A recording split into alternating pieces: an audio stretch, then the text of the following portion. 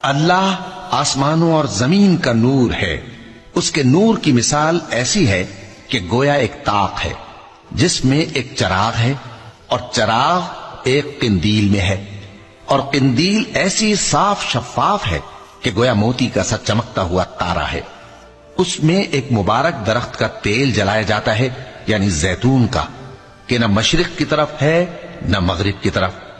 ایسا معلوم ہوتا ہے کہ اس کا تیل خواہ آگ اسے نہ بھی چھوئے جلنے کو تیار ہے. بڑی روشنی پر روشنی ہو رہی ہے. اللہ اپنے نور سے جس کو چاہتا ہے سیدھی راہ دکھاتا ہے، اور اللہ جو مثالیں بیان فرماتا ہے تو لوگوں کے سمجھانے کے لیے، اور اللہ ہر چیز سے واقف ہے.